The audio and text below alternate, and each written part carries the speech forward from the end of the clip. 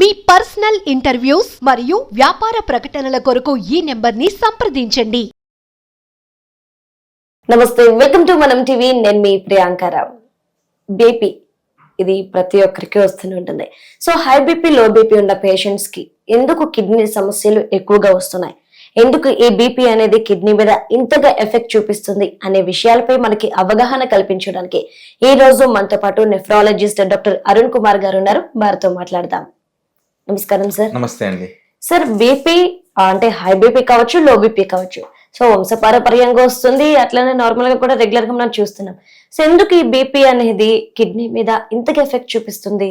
So మనకి blood pressure రెండు రకాలు, హై బ్లడ్ ప్రెషర్, లో బ్లడ్ ప్రెషర్.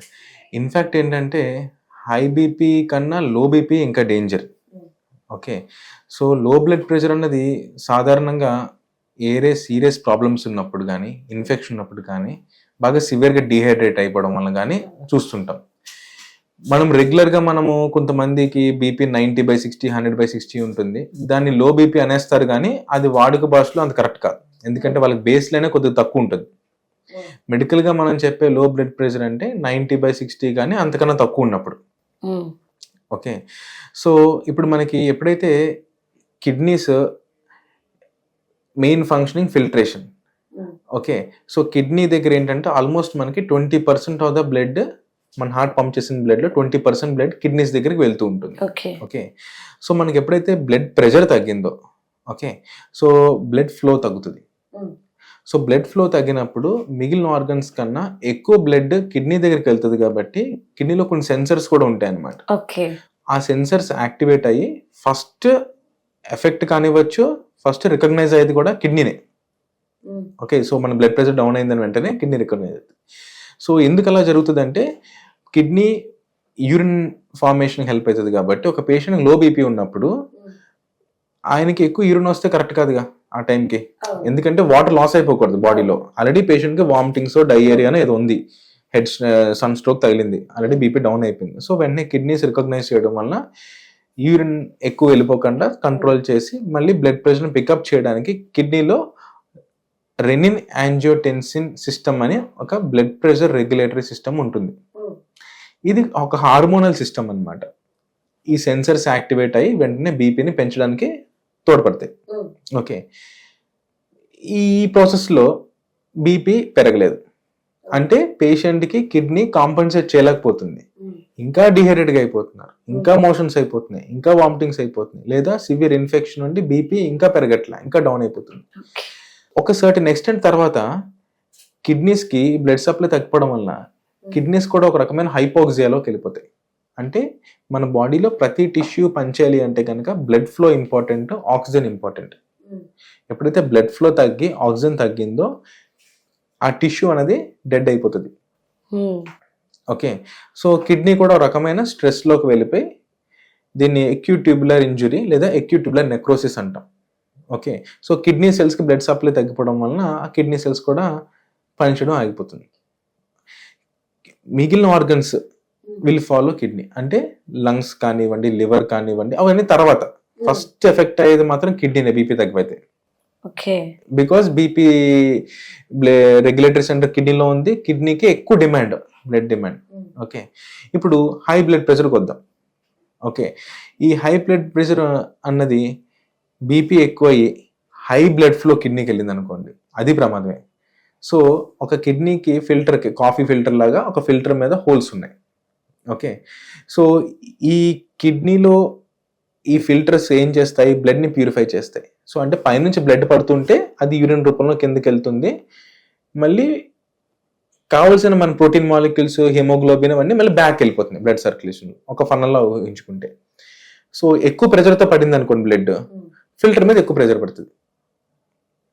ఎక్కువ ప్రెషర్ పడితే ఏదైనా సరే దాన్ని ఓవర్ బర్న్ చేసాం అనుకోండి, అది ఒక ఇంజిన్ కావచ్చు, ఏమైనా కావచ్చు, అది త్వరగా డ్యామేజ్ అయిపోయే అవకాశం ఉంటుంది. సో అందుకని హై బ్లడ్ ప్రెషర్ వలన కిడ్నీ ఫిల్టర్ ఎక్కువ ప్రెషర్ పడి వాళ్ళల్లో ప్రోటీన్ లీక్ అయిపోవడము, లేదా ఈ హోల్స్ పెద్దవైపోవడము, ఓకే, క్రియాటిన్ దేర్బై పెరగడము, ఇటువంటి అన్ని కూడా మనకి హై బ్లడ్ ప్రెషర్ వలన కాన్సిక్వెన్సెస్ అన్నమాట. And once kidney damage start అయిన తర్వాత నేను మొదట చెప్పినట్టు మన కిడ్నీలో ఉండే ఈ హైపర్ టెన్షన్ రెగ్యులేటరీ మెకానిజం ఏదైతే ఉందో రాస్ సిస్టమ్ అంటాం అనమాట, ఇది దాని ఇష్టం వచ్చినట్టు యాక్టివేట్ అవుతుంది. ఓకే, అంటే నార్మల్గా దీని పని ఏంటి, హై బ్లడ్ ప్రెషర్ వచ్చినప్పుడు ఆల్రెడీ బీపీ ఎక్కువ ఉంది కాబట్టి దీని అంత యాక్టివేషన్ అవసరం లే, ఇది కామ్గా ఉంటే చాలు. ఓకే, సో ఈ హార్మోనల్ మెకానిజం లో బీపీ ఉన్నప్పుడు ఇది యాక్టివేట్ అయ్యి బీపీ పెంచడానికి ట్రై చేయాలి. బట్ ఎప్పుడైతే హై బ్లడ్ ప్రెషర్ వచ్చేసి ఒక సర్టన్ బియాండ్ ఒక పాయింట్ తర్వాత మాట్లాడుకుంటున్నాం మనం, కిడ్నీ డ్యామేజ్ అయిపోయిన తర్వాత ఈ రా సిస్టమ్ కూడా అది ఆ బ్యాకప్ మెకానిజమ్స్ అన్ని పోయి హై బీపీ వచ్చినా సరే ఇంకా రిలీజ్ చేస్తూ ఉంటుంది. ఓకే, సో అందుకని మీరు అబ్జర్వ్ చేస్తే కొంతమంది kidney patients low BP control చేయడం చాలా కష్టమవుతుంది. సో చాలా మందికి తెలిసింది ఏంటంటే బీపీ టాబ్లెట్ రోజు ఉదయం టిఫిన్ తిన్నాక వేసుకోవాలి, 90% ఇదే తెలుసు. కానీ ఈ కిడ్నీ పేషెంట్స్ ఎవరైతే ఇలాగే రా సిస్టమ్ డ్యామేజ్ అయిపోయి, అఫ్కోర్స్ సైంటిఫిక్ టర్మ్స్ వాళ్ళు లేవనుకోండి, కిడ్నీ పేషెంట్స్ కొంతమంది బీపీ టాబ్లెట్ రోజుకి 10 మింగుతారు. టిఫిన్ తినక ముందు ఒకటి, టిఫిన్ తిన్నాక ఒకటి, బ్రేక్ఫాస్ట్ బిఫోర్ లంచ్ ఒకటి, ఆఫ్టర్ లంచ్ ఒకటి, ఇట్లాగా ఆల్మోస్ట్ ఒకసారి 2 టాబ్లెట్స్, 8 to 10 టాబ్లెట్స్ కూడా తీసుకుంటారు. ఎందుకంటే ఆ మెకానిజం అన్నది పాడైపోయింది. సో హై బీపీ ఉన్నా సరే స్టిల్ బాడీ ఇంకా బీపీ పెంచు అంటది. అంటే నాకు ఒక డౌట్ వచ్చింది సార్, ఇప్పుడు మీరు కిడ్నీ ట్రాన్స్ప్లాంట్ చేసేటప్పుడు కూడా సో బీపీ ఉన్న పేషెంట్స్ కిడ్నీ తీసుకుంటారా, లేదంటే బీపీ కానీ షుగర్ కానీ ఉన్న పేషెంట్స్ దగ్గర కిడ్నీ డొనేట్ చేస్తే గనక వాళ్ళు యాక్సెప్ట్ చేస్తారా? డోనర్స్ దగ్గర నుంచి అంటారా? ఎస్.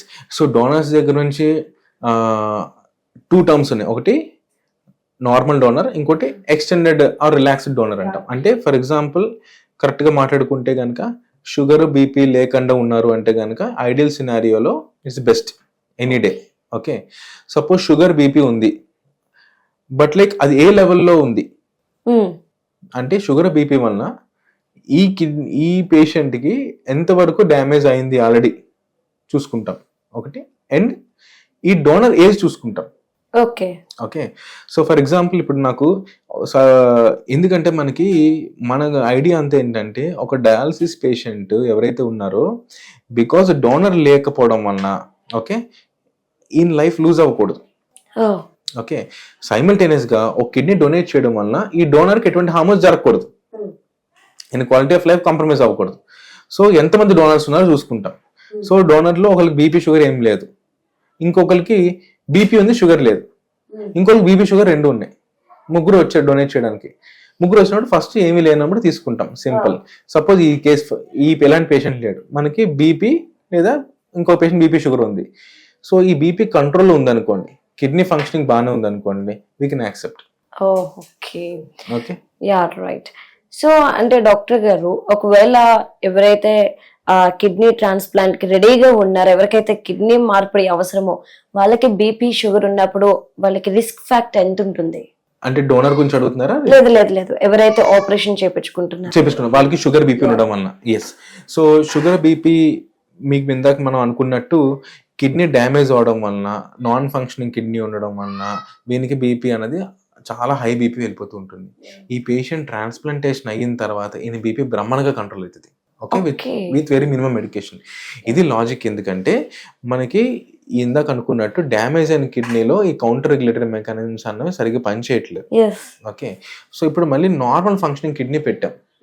ఓకే, ఇది ఏంటంటే ఆ హార్మోన్ రెగ్యులేట్ చేస్తుంది, ఆ బీపీని రెగ్యులేట్ చేసే కెపాసిటీ కొత్త కిడ్నీకి ఉంది. సో అందుకని ఏంటంటే ఇది మనకి ఎంత మనం హై బీపీ క్రియేట్ చేస్తున్న పాత కిడ్నీ, ఈ కొత్త కిడ్నీ దీన్ని కౌంటర్ చేసి ముందు 4-5 టాబ్లెట్లు వాడే పనిసి ఇప్పుడు ఒక 1 or 2 టాబ్లెట్స్ అని బీపీ కంట్రోల్ తెచ్చుకోవచ్చు. ఓకే, సో అంటే కిడ్నీ ట్రాన్స్ప్లాంట్ చేయడం వల్ల ఇలాంటి యూజ్ కూడా ఉందన్నమాట. బీపీని కంట్రోల్ తెచ్చుకోవచ్చు. యాక్చువల్ బీపీని కంట్రోల్ తెచ్చుకుంటే చాలా మెడిసిన్స్ వాడాలి. రైట్.